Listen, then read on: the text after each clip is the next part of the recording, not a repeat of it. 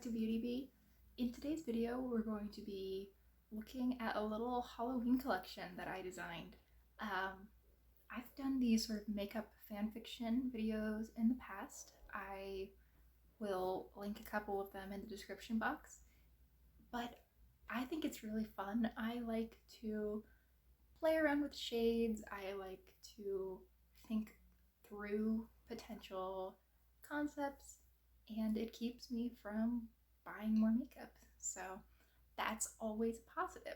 So my thought process behind this Halloween collection is that I wanted to make Halloween makeup that people would actually be willing to reach for, if not year-round, then far past October and the first couple weeks of November. I didn't want this to be quite as kitschy and a bit, for lack of a better term, cheap as a lot of Halloween collections seem to be. And I don't think there's anything wrong with having a cheap Halloween collection. For brands like Wet n Wild that are very much aiming their Halloween collections at, this is the type of makeup that you wouldn't wear anytime other than Halloween, I think it makes perfect sense to have a cheap collection. If I'm only going to wear a lipstick twice, well, hopefully I'm not going to buy it, but that's just me. If someone is going to use a lipstick only twice, I hope that they're paying, $2 for it and not $12, $15, $25 up. But as far as this collection goes, I wanted something that had a little bit of a Halloween flair, but is something that I think people would be willing to reach for year-round. And now that I've built up so much anticipation in a truly Alfred Hitchcock-inspired way, let's look at my Halloween collection, which is inspired by Swan Lake. Now, there are so many different adaptations of Swan Lake out there that I'm guessing most people are somewhat familiar. So if you've seen either of the animated versions, know that the ending is significantly less happy.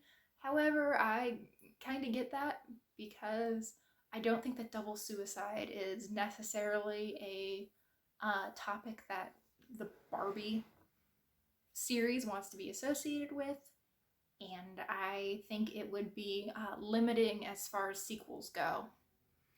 So we can see why they might have chosen not to go with the original ending. Swan Lake deals quite heavily with the idea of duality. This is expressed probably most clearly through Odette, the true Swan Princess, and Odile, who is the villain's daughter and pretends to be the Swan Princess. In most performances of Swan Lake, the same ballerina will play both Odette, the White Swan, and Odile, the Black Swan, like the Natalie Portman movie. And I built the first two palettes that you will see around that dichotomy. So first, let's look at the Odette palette. In keeping with the White Swan nature of Odette, everything about this palette is quite light. The only shade that I think you could consider dark at all is the gray at the top. And though there are a couple of other mattes, the pink in the middle is matte, as well as the light purple and I would almost call it like a concrete color at the bottom. None of those shades goes particularly dark. I wanted to keep this very pure, princessy feel to this palette, so I've built out the rest of the shades with these light, shimmery, sort of Disney princess colors. You've got almost a Cinderella blue and this like Ariel green, a pink because I don't actually know if any of the princesses were pink off the top of my head, but what is more of a Disney princess color than pink? And a very light white with some yellow and blue iridescence to it, as well, and finally a silver. Just because I really like silver, and I felt like it went with the rest of the colors. Now, the idea of the looks in this palette is that you would probably keep things pretty easy. You would use one of the shimmers pretty much all over the lid, use one of the lighter mattes in the crease, maybe deepen things up and line with the gray, perhaps stick the iridescent white shade in the inner corner. You'd have something light, something easy, and something that I think you could wear much of the year. For me personally, I suspect that this would be more of a winter to spring palette rather than a summer to fall. But they are shades that I really do think I personally would wear quite a bit. So now let's move to the darker side of things with the Odile palette. I like this one quite a bit more than the Odette one, if we're being honest here. The concept behind this palette was that it was going to portray the sorts of colors that you see after dusk. Those very desaturated, gray-based, you can tell what color the item originally would be during the day, but only in the faintest kind of way. The murkiness that you see after dark. That is what I wanted to get across in this palette, and I think that it really turned out quite well. The mattes in this palette are pretty limited. You only have one brown and the sort of purpley berry shade, but that's not what I was really looking for. What I really wanted out of this palette were these almost jewel toned colors, as well as grays in really lovely metallic finishes. Additionally, I built it out just a little bit more with a black and a white. Both of these have a little bit of shimmer to them, but I don't think it would be overpowered. The way I see myself using this would be largely as just one shadow looks. I think that I could use pretty much any of those 6 shimmery shades, just pat it over my lid, blend it out with my finger or one of the 2 mattes in the palette, and I would have a little bit of extra versatility with using the black in the outer corner, or with mixing the whites with the shade to lighten it up just a little bit. That's why I wanted this white to have some shimmer to it, because I wanted it to mesh pretty easily with these darker metallics so that people could have a little bit of extra versatility, get something a little bit lighter, a little less heavy if they wanted to.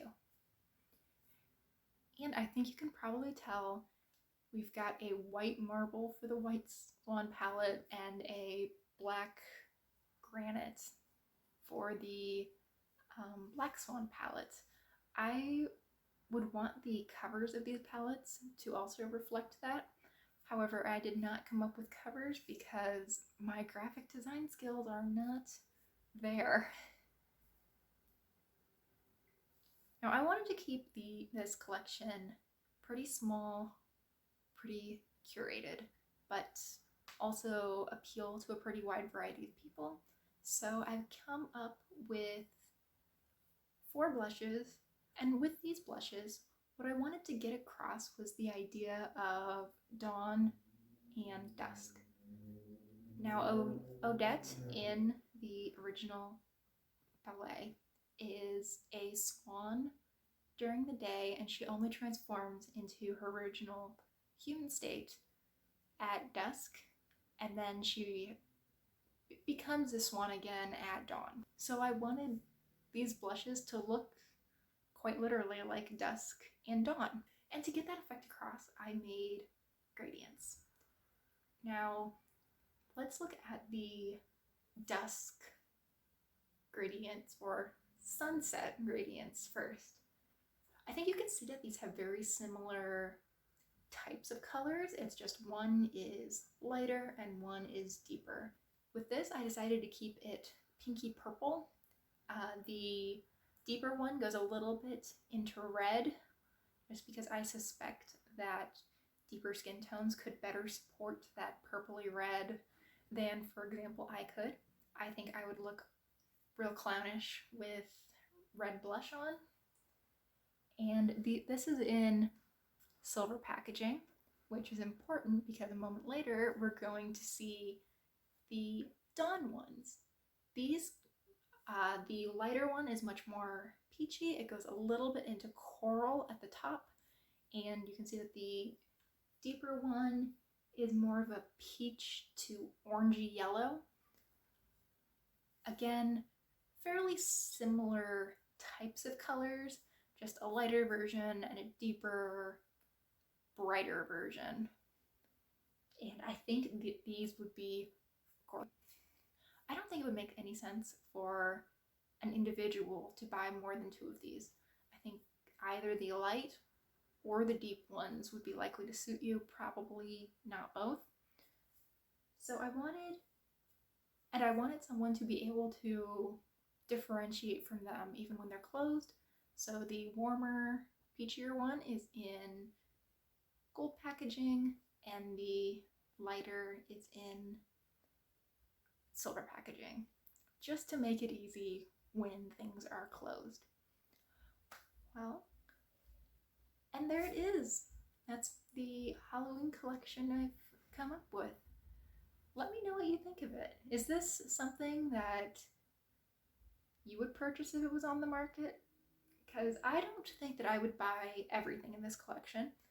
As I mentioned, I don't think that the deeper blushes would really be right for me and my skin tone, but I would be very tempted by both of the eyeshadow palettes, and I would probably pick up one or the other of the blushes, not both, though I'm not sure which one I would choose.